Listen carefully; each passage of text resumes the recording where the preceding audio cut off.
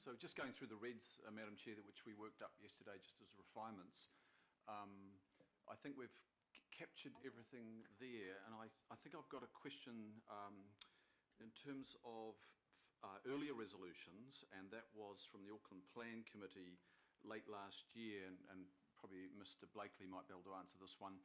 I gather that we would be following through and giving effect to the resolution from August in 13, some 18 months ago, where we showed clear intention to review the precinct provisions after the stage 2 study was undertaken. So can we assume now that once this study is undertaken, we will, as a council, no matter what, be reviewing the port precinct provisions? We don't have to re-put that, Dr. Blakely, it's assumed? Well, my advice would be if there's an existing resolution on the books, then that stands unless it's revoked, and I don't think the one you've read out has been revoked as part of this resolution. No. And it won't be. And the advice that we've had from Mrs. Pruitt and the team is that when the study is completed, there may be some obvious issues that need to be addressed, and we're quite within our powers, whether it's via plan change or appropriate changes to the unitary plan to make them. So, you know, the port plan in the long term will actually have teeth and effect.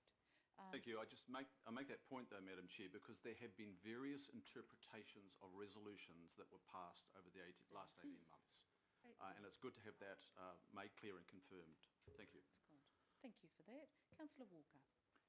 Sure. I just want to reflect on the comment that the Mayor made. His second point was that there needed to be a culture change in the port. A culture change in the port. My concern is that this study may well deal with the issue at one point in time, but to deal with the culture change, we need a process of openness and transparency and engagement that's ongoing. So my concern is that this study, in terms of its structure, needs to deal with that and make some recommendations around that, because if we don't, it may just come back and bite us again, and that's not adequate enough. We need a fundamental cultural change in the port. So that's one issue that I want to put on the table. The other issue that's not here, and it just goes to a question that I'll ask of the Mayor. Fundamentally, if we're going to have good faith in this process, it's absolutely crucial that the port not go ahead with the wharf extensions and, frankly, any plans for the reclamation within those wharves, which we know is complicated and anticipated. Have we had an undertaking from the port that they are not going to be proceeding with those extensions? So, Councillor, so that we can go ahead in good faith. I think it's really important that we know that. And so that's a question that I have. So the critical issue in that is the letter that's being circulated to ACIL as our holding company requires them to go through a series of steps and work with the port on that issue. That's the right process for us to go through, and that work is being undertaken. It will come back to the CCO committee, and as councillors we'll have an update on where we're getting to with that. That's the undertaking that we're working through. Well, I guess my question was more directed to the Mayor, because the Mayor has had a meeting that included ports, and I'd just like to know where the ports have given an undertaking that they're going to stop now. No. Point of order. And Councillor, well, can I just... we can... Yeah, look, and I think that what is critical here is we are mindful, Councillor Wayne, and, you know, if we're picking up anything of our obligations here, it's to understand what we're able to do legally and what we need to do otherwise.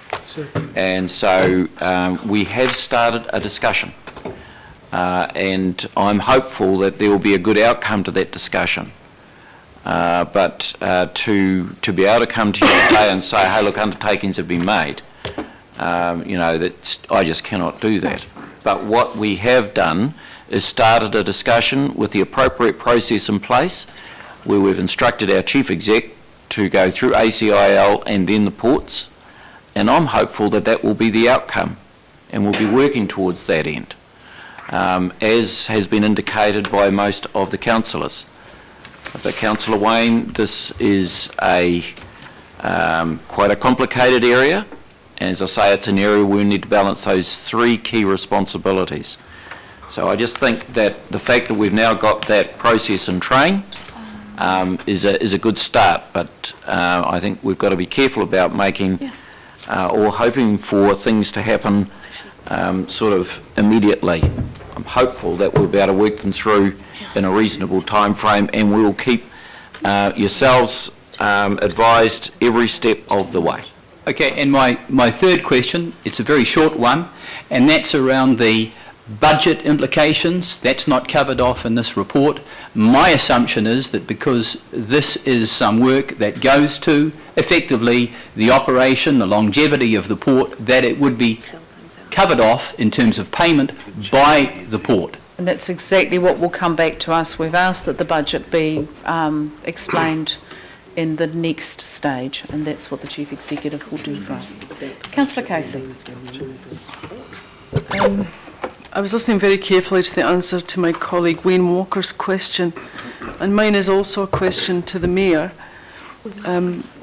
I disagree with the Chair that a letter to ACIL is the right process to be gone through.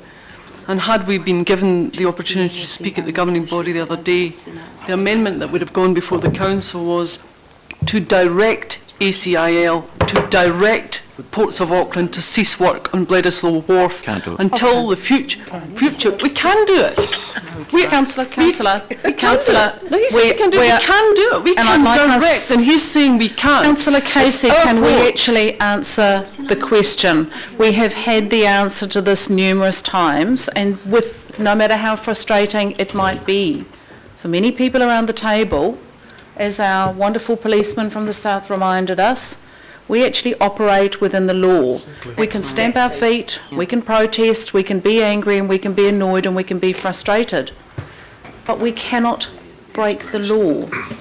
And if we want to risk a long-term positive outcome that actually allows us to deal with the issues that worry us about the ports of Auckland, my strong and firm suggestion is that we actually follow the legal rights and remedies available to us so that we actually land a good long-term solution.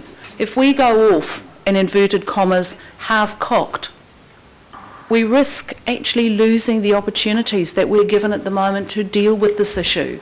And it's hard to sit as governors in maturity and sometimes silence and sometimes to wait for the legal processes to grind on. But believe you me, that end result will be a hell of a lot more successful than steaming down and demanding and stamping and screaming. That will not stick, neither will it be effective, nor will it change the current problem we've got. So we are not discussing this today. We have discussed this at length. We're discussing the long-term future report of the port, and we'll move on. Councillor Cashmore. With respect, Madam Chair. Councillor Cashmore. With respect, Madam Chair. I hope it there is. There is a letter that's been written to ACIL that I have not yet seen. And it's being passed I am around. suggesting that that's one method of dealing with this, that the Mayor thinks is the right method, and obviously you do too. I don't think it's the right method. Councillor, I am going to stop you right there. It's not what I think. We seem to have an awful lot of bush lawyers around this table. I actually happen to have the legal advice that says we can direct ACIL to do something. And can I have that legal advice? It's a council-controlled organisation. Indeed, we Councillor. can direct them. As the chair of the CCO committee, I'm actually very clear on how we work and what our relationship with the ports are and what our relationship with ACIL are. It's very clear to me that until the legislation is changed or until the law is changed, we operate quite correctly through ACIL. What we haven't done until this time is actually deploy the levers that are available to us strongly enough. And we have every intention of doing that, and that is what that letter signals. And point of order, Madam Chair. No, I don't think you can call a point of order, Councillor. I'll listen to it, but I'm ready to move on. Can I have the legal advice that says we cannot direct a council-controlled organisation? Councillor, I'll second We that. can direct, ACI. well, we don't, it's not me to second it. What we'll do, boy, we are kind of forgetting we're just losing our way here a little bit. So, let's split this into two. What does it say about It's this? absolutely clear that the letter has been set out with strong legal advice in a way that actually follows due process and will probably get us a jolly good result in the end. That letter, as I understand, is being circulated as we speak, so it'll be coming your way shortly. At the CCO committee, which is the right place for this discussion to happen, that's the committee that does direct and interact with our council-controlled organisations. At that committee, that's where we'll discuss this issue. It's the right place for that discussion, councillor. If you wish to seek legal advice from our legal counsel, who is here, we can do that. Yeah, I'd like that immediately. I'd like to know why we can't direct one of our council-controlled Can you give us a organisations. succinct answer, Catherine? It's Graham. It is, it's Graham. We have several legal counsel here. Yeah, the answer in Sorry, respect what of... was that? No, that was the It was public. We are neither the answer. Parliament nor are we the Australian cricket team. We don't do sledging in this room. Thank you. I'll have the answer. The answer in respect of the Ports Company is quite clear. Neither us nor ACL can give Ports a binding shareholder direction. Expressly says that in the company's constitution. That constitution can only be changed with the permission of the Minister of Transport, and there are no residual powers under the Companies Act to direct a company in binding terms unless its constitution permits it. So when the Port Companies was set up, it was set up in such a way that did not allow binding directions from shareholders. My question was whether this governing body or this committee at Auckland Council can direct a council-controlled organisation. Yes or no? It's ACIL. And the answer terms of- given. Yes. Councillor, The answer's clear. it's the port discussion that we're tackling today. It's the port relationship with ACIL that it was requested and has been answered. That's it. I'm Hasn't not been giving answered. it- My Councillor, question through from you the- was to from the whether we chair. can From the direct chair, ACIL to do that. the answer has been given No, it and hasn't. accepted. Hasn't been good. Point of order, Madam Chair. Councillor Pepper. Point of order 3.3.2, the chairperson to decide. And I'd ask you that if the member keeps objecting, she needs to have the standing order available and the number that she's calling. So are you willing to make a ruling on that, Madam Chair, that we can't have people having calling point of order unless they can quote the actual standing order? I think that's fair enough. We do make a bit of a play on points of order around here. Thank you for quoting the number. I'm going to invite the member to attend the CCO committee. You're all invited, where the follow-up from ACIL will be discussed. We will move on. Councillor Cashmore. Thank you, Madam Chair. Just two relatively simple questions. The first one is, with the CEO doing the terms of reference, I presume that will include the memberships coming back within a month. Will that also include the time frame for the actual report itself for the study? The Mayor's nodding. Absolutely. Critical. As a shark. The second question is probably to Dr Blakely, and that is, how is this study going to relate to the unitary plan and the work that's been done by the panel there? The way I see it, it's running in parallel. Yep. With not a lot of, if any, interface, but I'd like an explanation from Dr Blakely, please, if that's possible. Well, Madam Chair, if I could ask Penny Perrott to answer that. Yes. Should ask for Federated Farmers to be involved as well. Exporters. Shippers Council. So it's a parallel process. It really depends on how long the study takes, but the reality of the situation is that the hearing on the Port Precinct in front of the Independent Hearings Panel is in 6 weeks' time. So if there is anything that comes out of the study that identifies the need to amend the unitary plan, what we would then need to do is to prepare a plan change to notify as soon as the unitary plan became operative in September 2016. Because as a council, we have had our rights to amend the unitary plan through variation removed by the statute that set up the hearings panel. So it is about doing a study, understanding what the issues are. If we need to change the unitary plan, then we can put together a plan change. As soon as the unitary plan becomes operative, we can notify it and seek to change the unitary plan that way. Thank you, Ms. Pruitt. That clarifies the position for me, and I'm sure for other councillors, that it is a legal circumstance that we're in. This study will run inside it. It may inform the process after the unitary plan has been adopted, and we can then make adjustments as the study has directed, potentially. One of the reasons why we're going to do it after the UP. Thank you. And I've got question from Councillor Clow, and then question from Councillor Fletcher, and then Councillor, let's go Wood and Brewer. Let me just get everyone. Yeah, we are straying a little bit. Remember, this is just questions. Yeah. Uncle Tom Copley. Okay, sorry, Councillor Clow, floor's yours. I'm just saying I don't need to actually have a specific amendment. My 4 words have been put up there, which is port specialisation as part of the Upper North Island port study, and the waterfront is just really completing to make sure we wrap it up from the Harbour Bridge to along Tamaki Drive, so that we're doing a holistic view.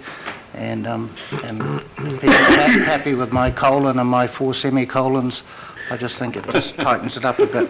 So I'm happy to not have Councillor Clow, I've missed your semicolons and your inappropriate capitals, which I think we do too often. Thank you.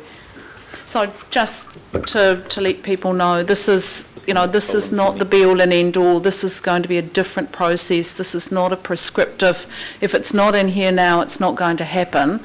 Our stakeholders are going to raise a whole lot of other stuff that they want to see discussed. So this is not a, speak now, forever hold your peace. It's not going to be discussed.